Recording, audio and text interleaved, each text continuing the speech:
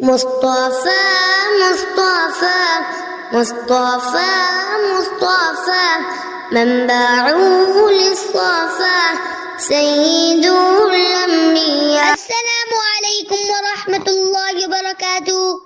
اچھے دوستو، آج ہم ایک نئی سیرت ایپیسوڈ کے ساتھ حاضر ہیں۔ لاسٹ ایپیسوڈ میں ہم نے حضرت محمد صلی اللہ علیہ وسلم اور حضرت خدیجہ رضی اللہ تعالی عنہ کے نکاح کے بارے میں بتایا تھا۔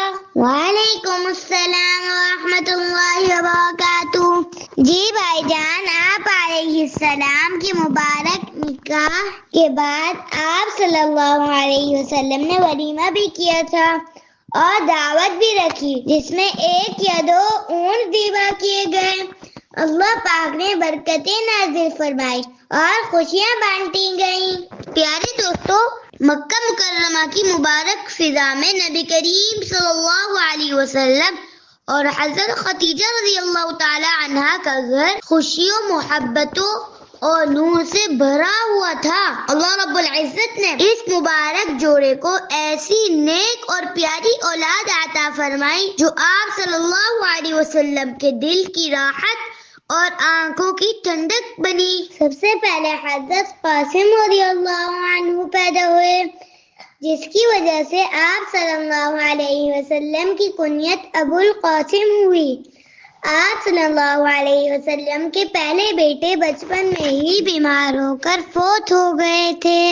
اس کے بعد حضرت زینب رضی اللہ عنہ، پھر حضرت رقیہ رضی اللہ عنہ، حضرت ام کلثوم رضی اللہ عنہ اور حضرت فاطمہ رضی اللہ عنہ پیدا ہوئی، اور آخر میں حضرت عبداللہ رضی اللہ عنہ پیدا ہوئے۔ وہ بھی بچپن میں ہی فوت ہو گئے تھے، جنہیں طیب اور طاہر بھی کہا جاتا ہے۔ یہ تمام اولاد حضرت خدیجہ رضی اللہ عنہ ہی سے تھی۔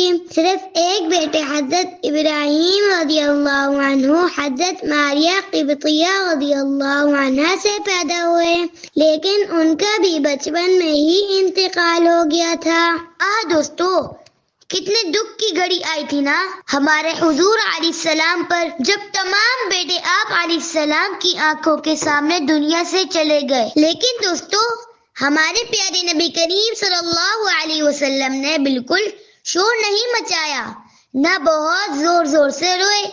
مبارک آنکھوں سے بس آنسو جاری ہوئے اور صرف اتنا فرمایا، انا للہ و انا الیہ راجعون۔ بھائی جان، اس عمل سے بھی ہمیں سب کو ایک پیارا سبق ملتا ہے کہ کتنی ہی بڑی تکلیف اور صدمہ کیوں نہ ہو، ہمیں بس صبر کرنا چاہیے اور اتنا کہیں کہ ہم سب اللہ رب العزت کے ہیں اور اللہ ہی کی طرف لوٹ کر جائیں گے۔